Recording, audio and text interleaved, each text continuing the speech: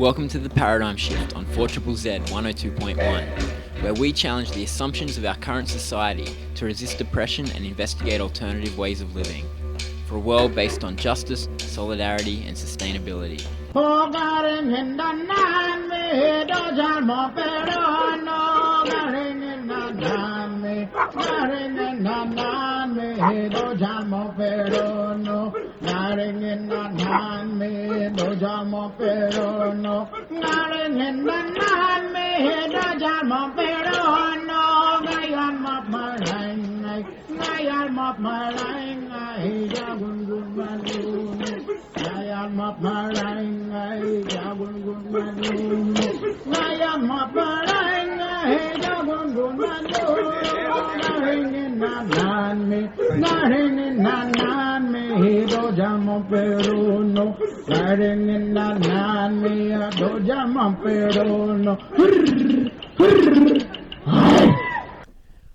Welcome to the Paradigm Shift on 4ZZZ 102.1 FM. That's the station you're on.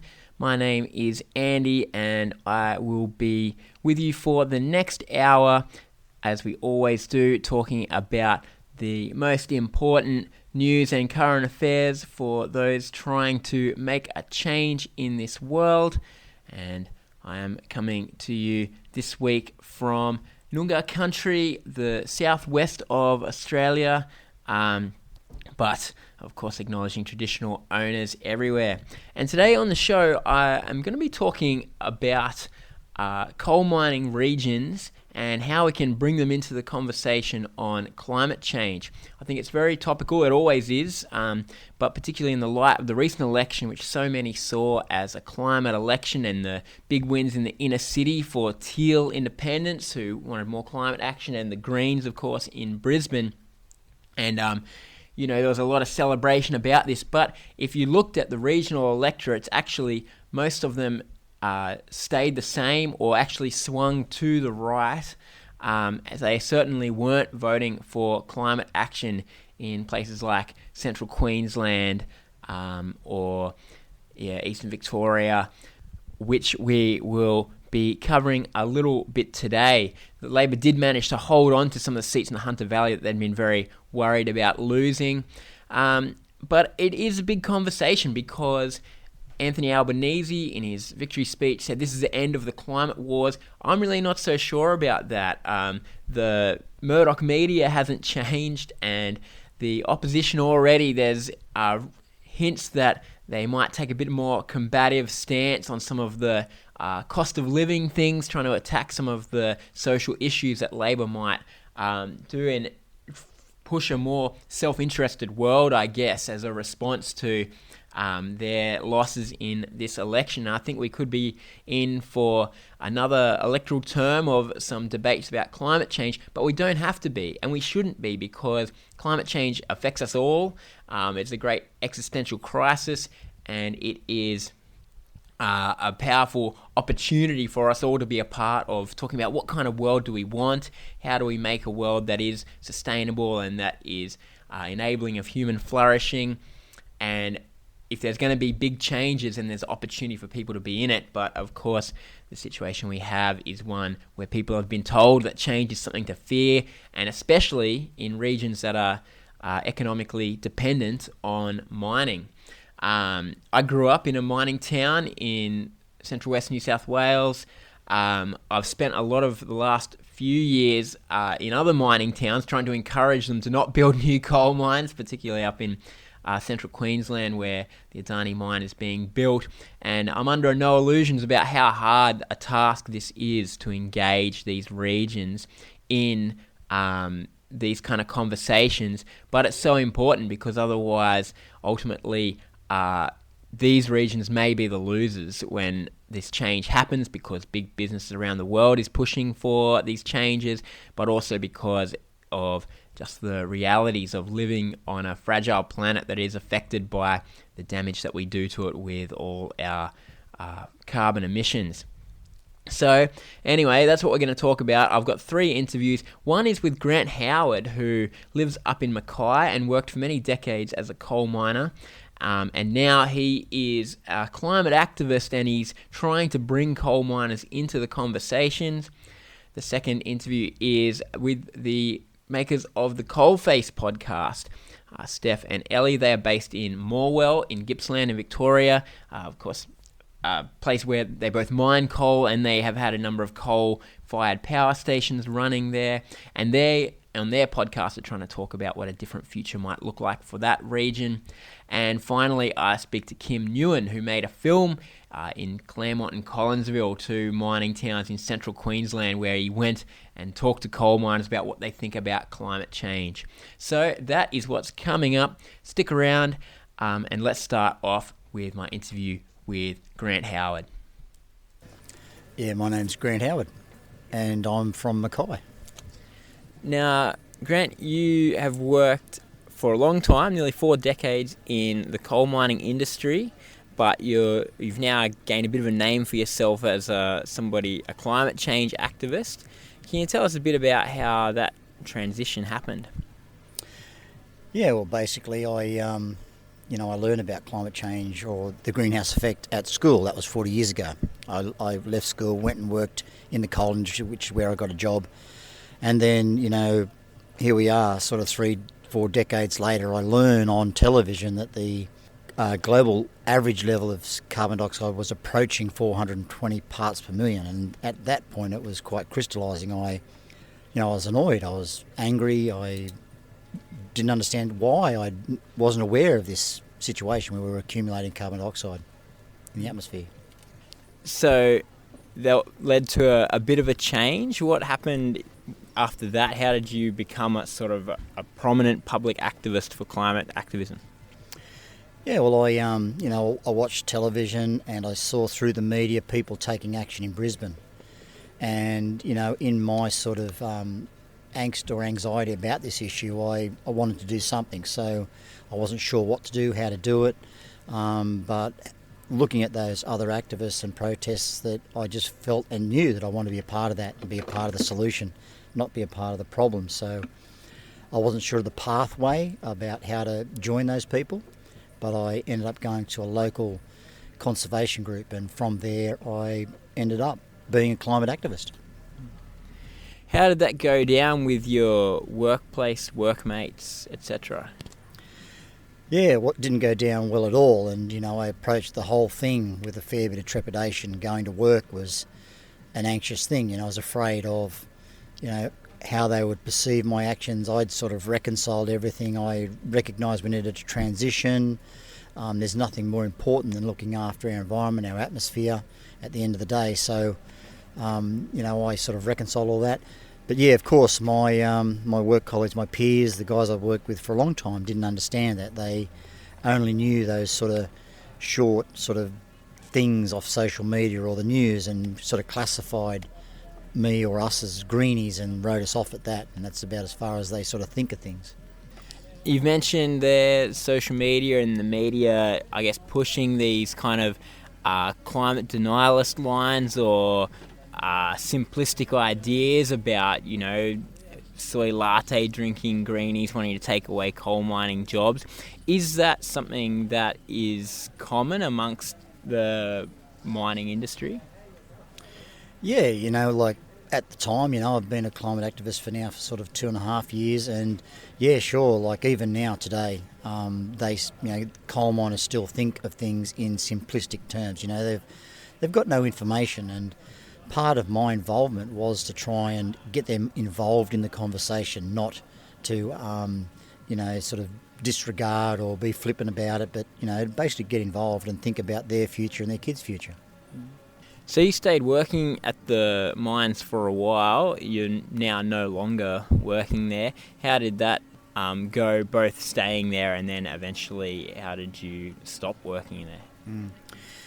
Yeah, look, for all that time, it was an anxious thing for me to go to work and my actions be misconstrued or, at the end of the day, I was concerned. I was worried about that, how people thought about me and indeed their reaction, and certainly there were some confrontational moments. At the end of the day, I had to try and reconcile things for myself, and a person does that by having conversations with people to try and work things out better in their own head and with their colleagues. And a lot of some colleagues were supportive. Some colleagues suggested that the government had to fix this up. Other people wanted to know who was I to have such an opinion. And so we had those conversations, and other sort of more angry or hostile occasions we sort of debated those things as well. So in my mind, look, I wasn't there to cause trouble, so I actually offered to resign. And that was about sort of 18 months ago, and my employer actually said that they were okay with my position. Anglo-American, who I worked for, have an anthropogenic climate change policy. So, in fact, I was working well within or in accord with their actual policy. So all those other things have been called a hypocrite, and all these other things really just didn't fit the picture of where I was. But you're not working in the industry now? Yeah, so around about September last year, I got a phone call saying that I was no longer required after 38, 39 years. It's a fairly crystallising moment, sort of coal mining formed a large part of my life, and, that changes, and in that you've sort of got to intelligently work about another way to underpin your self-esteem, who you are, what you're about. And so in a way I was relieved that, it was sort of over. I haven't looked for other work in the coal industry. So I'm sort of looking forward now to being more involved in climate activism and raising awareness, and ideally, coal miners get involved in that conversation. Often, the honest jobs of working class mums and dads is sort of used as this rhetorical device when talking about the need to keep the mining industry going and keep the government keep supporting it and things like that. But then it's interesting, that you were just retrenched over a phone call. Do you think that miners are kind of the pawns sometimes in the sort of media games of big business and government? Yeah, absolutely. And that's what part of my issue was. I looked at the guys working. They're honest, hard-working people. They're family people. So on any other day, they're great all-round nice guys. They're great companions to have at work.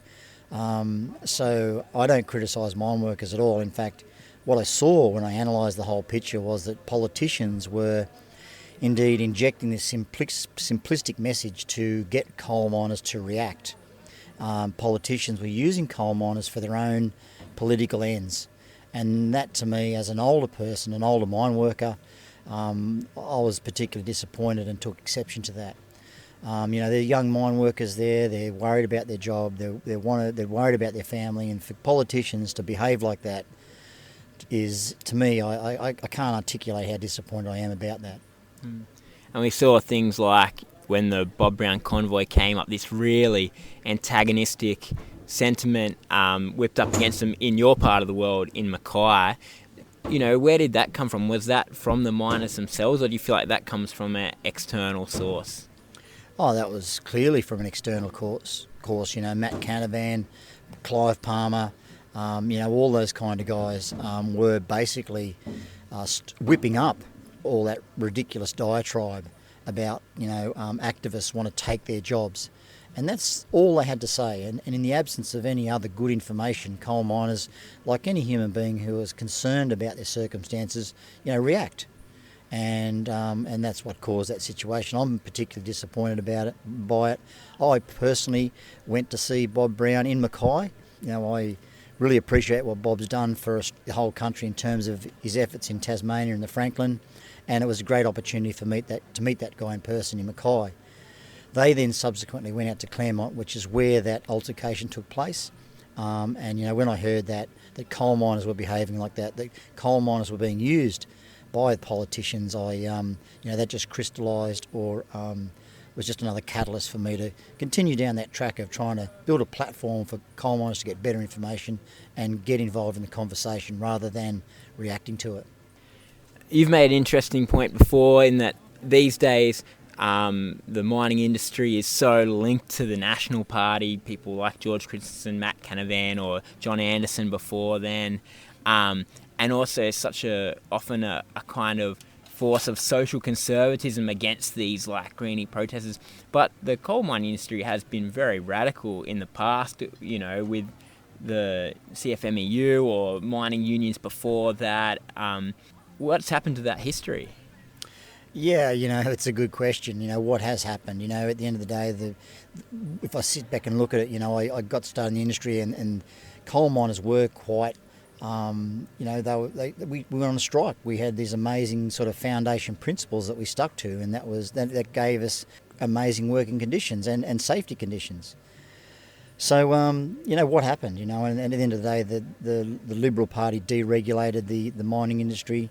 The industry was in a pretty bad state in the 80s and 90s, and they used that opportunity basically to debase the union and mine workers generally, and create these anxious sort of transient employment conditions. And that's just gone too far. And global resource companies recognise that, and that pendulum swinging back this way. But at the end of the day, they created this deregulated market, and so hence we have this position where mine workers basically feel insecure in their employment.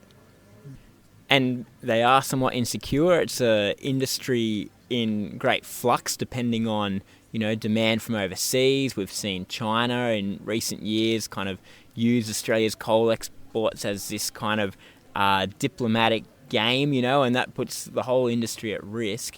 Do you think there needs to be more done to, make what we would call a just transition for mining workers, not just because of climate change, but because of any, changes to that industry where they are quite precarious?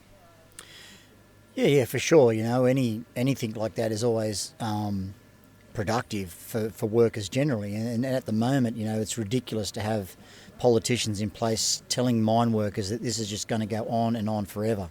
At the end of the day, coal mining was always a precarious employment place. It's just crazy that politicians aren't giving mine workers the truth, not sort of telling them the circumstances or reinforcing the circumstances, and that is that, their jobs, our jobs, are directly related to the demand for coal, and that's changing. And that change is going to... And, the other frustrating part is politicians never mention timeframes. And so this transition, could take place over 5 years, 10 years, 15, 20 years perhaps, depending on the type of coal that the guys are involved in. And so politicians never ever sort of open that discussion up. They basically threaten mine workers, or mine workers feel like they're in a threatened position, and that's just ridiculous. At the end of the day, whether or not our coal is sold or not is actually the circumstance by where that backs or underpins their employment.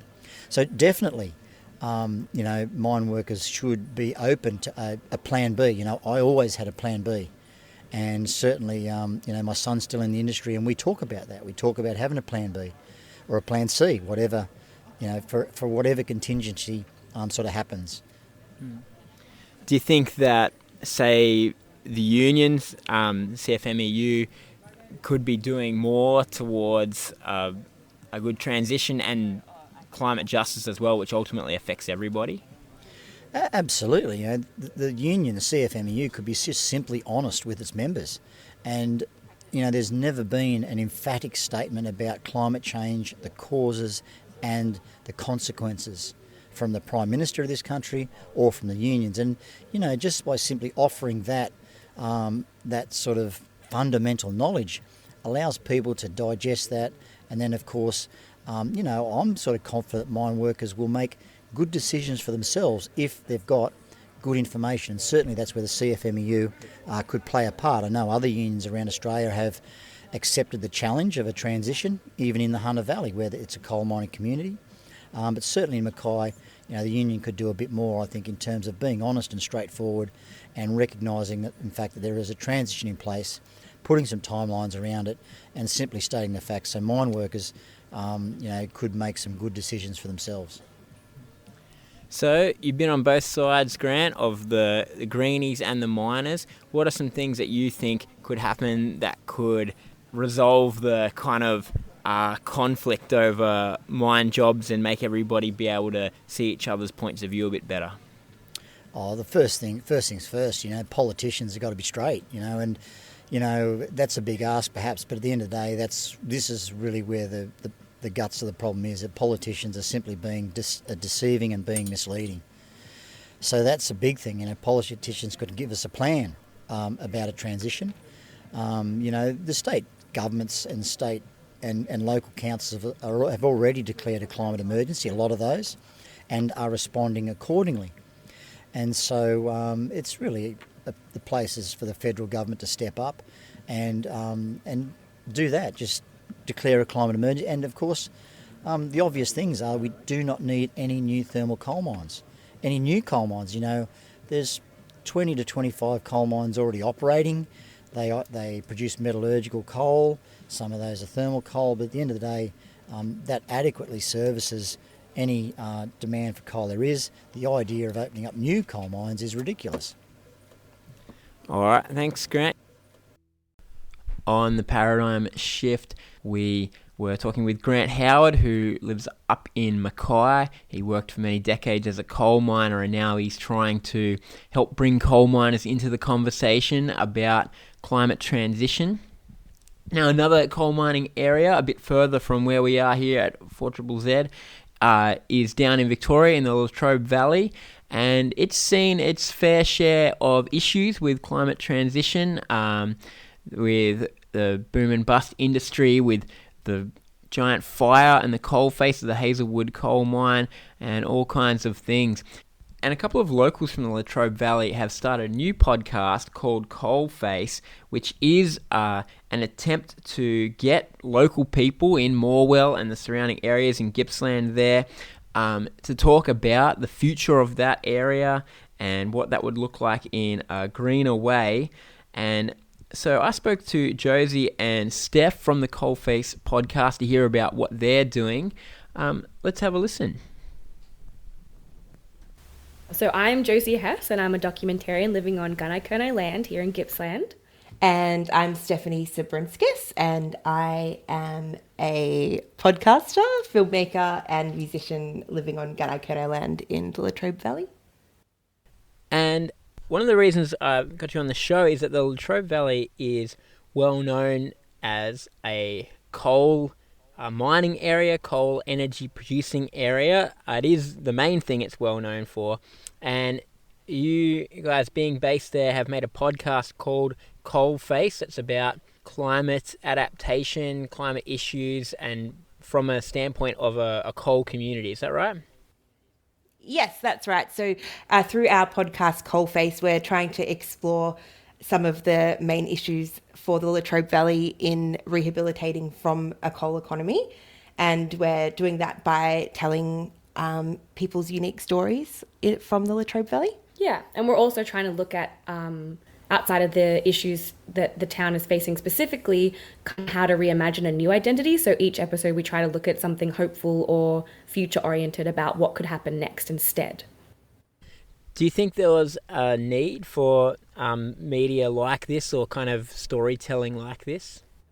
Yeah, so I really do think there was a need. So I am doing my master's in journalism at the moment, and a group of my fellow students who are all based at Melbourne Uni came down to this area and told the stories. And while the reporting was really good, it really did sort of have that sort of outsider perspective. And Steph and I are both locals, and we've been living down and we're sort of born and raised down here. So I think we kind of felt like I had already been talking about for years the need for sort of like a community-oriented sort of reporting. And so we sort of stepped in to fill that gap, really with a strong emphasis on telling Morwell story from a Morwell perspective. How has it been received within the Latrobe Valley area? We've had really positive feedback so far. So yeah, people have pretty much, anyone we've asked has agreed to be on it, and people like it. And yeah. Come on, Steph. We're basically celebrities now. Celebrities. No, yeah, of course not. no. We've released 3 episodes, and like you're saying, I think it's been extremely positive because of that need. Like, I think a lot of people down here hear these stories in bits and pieces. They'll hear it through maybe the local paper, maybe a little bit on the radio, but it's all very, I guess, segmented. And so to have a whole podcast that's really just focused on this specific issue, I think is helping sort of, I don't know, cement that story for a lot of us down here. And I think our whole point is, like, we want people to learn with us, like, come on this journey of, hey, we've got this huge problem. how are we going to fix it? And the whole point is sort of bringing people along together.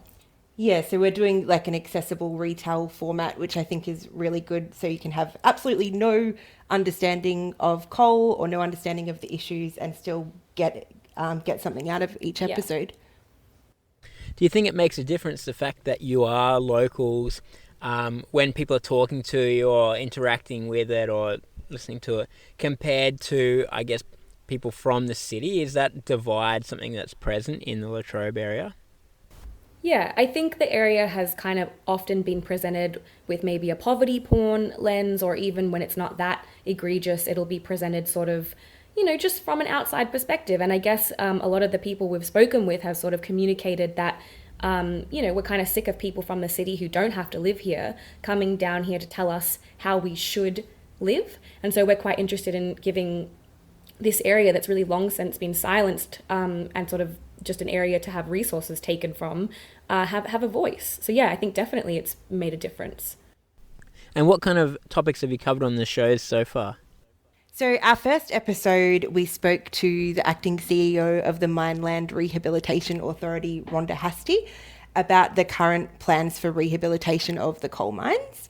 Our second episode, we spoke to Wendy Farmer, from Voices of the Latrobe Valley, about the Hazelwood mine fire that happened in 2016 and some of the things that have changed in the community since then.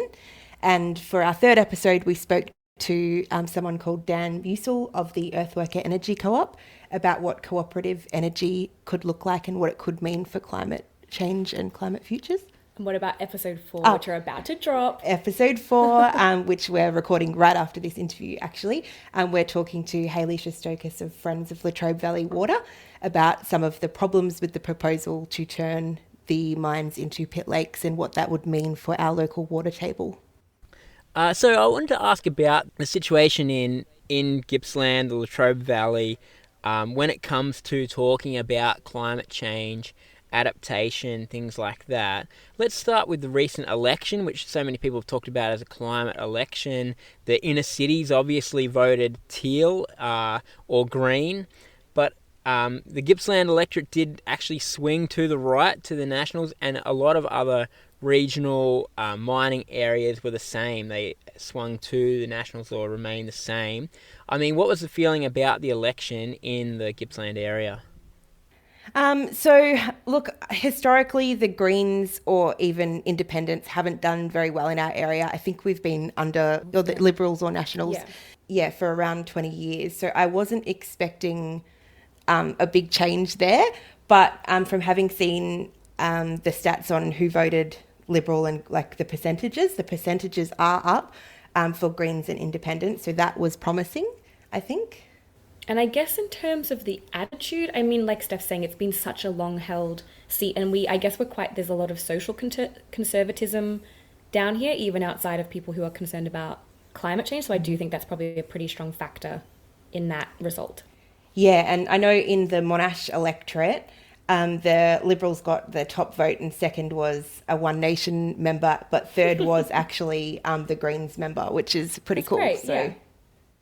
I mean, the situation there at Morwell is interesting compared to the rest of the country in, mining communities and things, because the Hazelwood mines closed, the power stations closed, in some ways a bit ahead of the curve of other communities in sort of facing the realities of transition and what, climate transition means for these communities. What has that journey been like for your hometown? I guess we're very much in a state of flux. So when Steph and I left in the early 2000s, it was an area in decline. It was post SEC. It was an area of recession. I think that sort of the environment that we left in. When we came back in the later 2010s, I think again Hazelwood had closed. We have 2 other power stations that are scheduled for closure in the next decade or so. So there's still a lot of transition to go. So I think the journey is very much in the middle. So it's very hard at this point to say, sort of the narrative of it. But I guess, any transition is going to have I guess, a lot of feelings, a lot of emotions, a lot of change. Like it's tumultuous, honestly. Yeah, it is. And I think the major concern of people down here at the moment is that we don't have the clear roadmap of what's going to happen. They still haven't decided the best way to rehab the mines or the best time to close down the power stations, or, you know, if we're going to become a renewable hub or like a water attraction. Yeah, who are so, we? yeah, who are we is very much still... still a sense of debate. And every other week there's like community talks being held to try and discuss these matters. And hopefully with the results of the latest election, maybe things will get moving a bit faster for us. Yeah. Yeah, it's interesting that you bring up that question because, you know, when a lot of the time when we talk about climate transition, it's about the environment, or for regions like this where it's like, well, what industries can replace these carbon heavy industries? It's about economics. But there's also these harder to pin down questions about identity, isn't there, that are very much tied up in this debate. Absolutely. I mean, our boy Dan Musil just last episode was like, the valley is so much more than coal. And we completely agree. But I think we're still, I mean, even you introduced us as like, we're from that coal area. And like, there's this pervasive idea that we are just coal, when obviously already we're so much more than that. And every coal community is so much more than that. So we're really interested in exploring cultural shift and how to change minds and thinking, which then I think the follow on from that is changing behavior. What kind of suggestions have been put forward by the community, and what's the vibe of the community in like a post-coal more world? So I think that the community has been consulted a little bit along the way of like what we want rehabilitation to be. And it's a very select part of the community. But it is very select part of the community. I think at the moment we're kind of being told that the only option is to turn at least Hazelwood Mine into a pit lake, because of the aquifers and everything being destabilized, that they need to be stabilized with water. And also that is what the mine operators are willing to pay for at this point. So though we've kind of been asked, we haven't really been given clear other options. So that's what the push is for at the moment. But yeah, I think that in the coming months, there will definitely be more discussion, and hopefully we'll see some other options laid on the table. Well, I personally hope that we can turn into a renewable energy hub. Because we are, we're plugged into the grid, we've got the infrastructure for that, though we're not the ideal climate for wind farms and for solar farms. It would still work, and yeah, I think that would provide future work, and it would help provide us with clean energy, and for the state of Victoria to have more clean energy as well.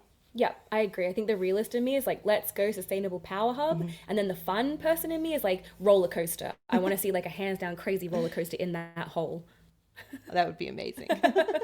The cola coaster. The cola coaster, yes. Hey, well, thanks very much for coming on The Paradigm Shift. Do you want to give a final plug for your podcast? Yes. Okay. So if you want to hear more of our enjoyable romp through all things coal in the Latrobe Valley, then find us at coalfacepodcast.com or on Instagram at coalfacepod. And we do post excellent stories all the time if you like your feed to be filled with good pictures of like coal memes. Yes, and us. Thanks, Andy. Thank you so much. All right. Thanks heaps. On The Paradigm Shift, that was Steph and Josie there from the Coalface podcast. They have been trying to bring out stories in the Latrobe Valley region, beyond coal for that place. And that is what we're talking about on the show. I've got one final interview, which is with Kim Nguyen. And Kim made a film recently called Conversations with Coal Miners, where he went up to coal mining country in Queensland, in Clermont and Collinsville, and he spoke to a few miners there about what they thought about climate change, about the future of their industry. It's quite an interesting result. It's half an hour long and you can watch it on the internet. But let's have a chat to Kim and find out more about it. Yeah, hi, I'm Kim Paul Nguyen. I'm, I guess, filmmaker, sometime journalist, sometime activist. And the film that I'm interested in talking to you about today on the show is Conversations with Coal Miners. We are talking about, I guess, bridging the gap between the city climate change activists and the communities that depend on coal economically. And that is literally what you've tried to do in this film. Can you tell us a bit about the film? Yeah, so in like the middle of last year, 2021, I went up to Clermont and Collinsville, which are basically the two towns on either side of the Adani Carmichael coal mine, to try to talk to the people that worked there to find out what they thought about climate change, and then in a solution focused way to try to find out if there was ways that climate activists and those local coal miners might be able to work together to come up with solutions for their towns that would, I guess, help them transition away from coal, and in that way help the country transition away from coal. And so what did you find when you spoke to these coal miners? I guess a few different things. So first of all, most of the people I met started off being very defensive. They were aware that they were kind of thought of in negative terms in lots of other parts of the country, and then they seemed to kind of have their back up in response to that. That everyone would ask me when I first met them if I was making a pro or anti-coal film, and were very suspicious of anyone that they thought might be coming from an anti-coal background. So I ended up, I wouldn't say like that I misrepresented myself, but I ended up not going into kind of my background in climate activism, which allowed me to, I guess, be taken as a apolitical or objective person in the communities, and that meant that lots of the coal miners kind of opened up to me in a way that maybe they wouldn't have if I had told them about my background in climate activism. Anyway, then I had lots of conversations where the people that I spoke to were really kind of happy to and seemed to really appreciate having someone be interested in their life story. And so they would talk about how they got into coal mining, what their experience was with coal mining. That allowed them to talk about all of their problems that they'd had with coal mining, whether it be health problems or economic problems, because the industry is clearly such a boom and bust industry. So most of the people I'd spoken to had lost their jobs many times and kind of been like fired and then rehired and fired and rehired. And the sort of glory days of when it was common to have a permanent coal mining job are long gone.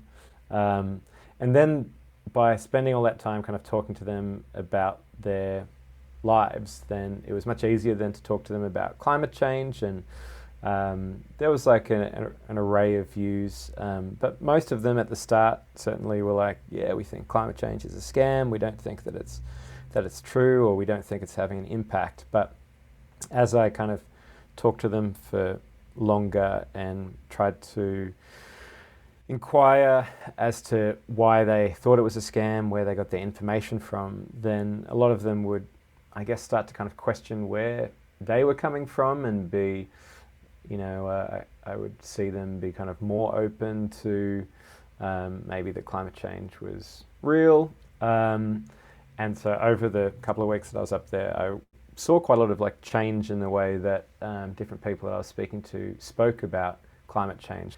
At the end of my time up there, a lot of the people that I met were keen to sit down with other people who maybe don't come from the same political background as they come from, so climate activists in this situation, to talk about what potential solutions people could work on together, because everyone that I spoke to recognised that the towns were on the way down, that they were losing residents, that they were losing services, that it didn't look like there was a bright future for these places. And so they wanted to talk with anyone who was like interested in the future of their towns, who might be able to help. The interesting kind of part at the end of all of that is that, when the film came out, is that different people who've watched the film then have given some of the people who were in the film a hard time for being in the film. And so I guess that's a real pity, because I guess it just highlights how polarized the issue is up there, that even these guys, having talked to me, they're now kind of given a hard time for having talked to me, because some people perceive the film as being like an anti-coal film, whereas I kind of perceive it as one which is about trying to find ways to work together. Yeah, I thought it was quite a sympathetic portrayal of the coal miners themselves, and that maybe your film was trying to spread a bit of empathy, I guess, within inner city climate conscious circles about what it's like living in these coal miner communities. I mean, what was the message that you're hoping came across from the film? Yeah, absolutely. For me, you're absolutely right. A big part of what I was trying to do was to encourage people who have a similar background to me. So, from the cities, from, I guess, more kind of left-wing climate activist sort of backgrounds to understand where people that work in the coal industry come from, so to better be able to try to work with them. My motivation to make the film had come from having gone up and having done some work in the area and having just been involved in climate activism for nearly 15 years now, and really not seeing that much examples of climate activists working with coal miners or people who work in the fossil fuel industry to kind of help them transition from those industries. And the longer that I worked in the climate movement, the more apparent it came to me that that was a big blockage in change happening, and that kind of polarization of politics was a big blockage in seeing change happen. And so I think that's why I made the film, and I still think that it's really important to reach out to the people who we disagree with, to understand them, understand where they're coming from, and try to find common ground to work together. Yeah, I think working together means that change can happen faster than being really polarized. And obviously we need change to happen as fast as possible. So any way that we can do it faster, I think it's good to focus on. Yeah, I mean, there's lots of things that are required for climate transition, across energy spheres and planning and economics and things like that. But you yourself are just a humble filmmaker. But what role do you think that the arts can have in these kind of big changes that we need to make? Yeah, I think the arts can and must have a big part to play, and will, whether the arts likes it or not, have a big part to play, because so much of the arts is storytelling, and so much of people's politics comes from the stories that they hear and that they see and that they engage with. So a huge amount of the opposition to climate action is not from people looking at science or even looking at economics and looking at what the objective facts are. It's people engaging with narratives, and narratives that they're told of, the future of coal and the identity that they get from being a coal miner. So, there's certain politicians within Australia who have been perpetuating these narratives, often for their own gains, like Matt Canavan is a really good example, he's a really good storyteller of his own story of how, coal can go for another 100 years, that kind of thing. And Sky News, they're often, Peter Credlin and, Alan Jones are also really good storytellers, and they tell their stories, and they don't, use the best, most up-to-date research for their stories. They just tell narratives, and if people engage with those narratives, that's how they, I guess, form their ideas. So I think filmmakers and storytellers and journalists and everyone who deals in communication and deals in stories also has an really important role to tell. If you want people to have more flexibility in their politics, then you need to be able to tell stories that encourage empathy, that encourage people to see nuance, and encourage people to see stories from other people's perspectives that they wouldn't usually see. Okay, well, how can people watch Conversations with Coal Miners? So the easiest way to watch it is on YouTube, because it's on the Vice News YouTube channel. So if you look up Vice Coal on YouTube, it'll most likely be the first thing that comes up. Yeah, and then if you're interested in it, share it around. I think there's a few people who are using it for kind of community screenings and stuff. Obviously, the more people can really engage with energy transition issues, climate issues, then I think the faster that as a community we can make it happen. So, Okay, thanks heaps, Kim. No worries. Thanks, Andy. That was Kim Nguyen there on the Paradigm Shift talking about his film Conversations with Coal Miners, and you can watch it online on YouTube, as he said. Search on the Vice Media channel for Coal Miners, and also you can of course listen to the Coalface podcast with Steph and Ellie, who I spoke to earlier. That's on all your normal podcasting channels. Of course, there's lots of great media, independently made media out there you can listen to, as well as you should keep listening to 4ZZZ and keep supporting your local independent media station. That is about all we have time for on the Paradigm Shift today. I hope it's been another informative one and an inspiring one. Of course, we have a big task ahead of us if we are going to mitigate the damage of climate change, and the election of a non-climate denying government is one step, but there's a lot of work to do, and it is going to require all of us, and it is going to require, I guess, stepping out into the unknown. For some of these coal mining regions, that means new futures beyond what has been the traditional economy and lifestyle of that region. For some of us interested in trying to create change, it means reaching out to people who are not like us. And so people that live in these regions, people that are committed to mining for whatever reason, and try to talk to them about the need for change and the possibilities of change. And ultimately that is what is required here. The Labor government managed to get in with a kind of small target policy, and with climate being one of those things. They had a less ambitious climate plan than last election, and that's all right. It got them electoral success, but ultimately climate change does require big targets, big changes, and we should be talking about the possibilities of being a part of big changes that make the world better. And that will be the challenge ahead of us, as the climate culture wars, I'm sure, are likely to continue for a little while yet in this country. But let's keep at it, and I'll be back next week on the Paradigm Shift with more interesting things to talk about. See you next week.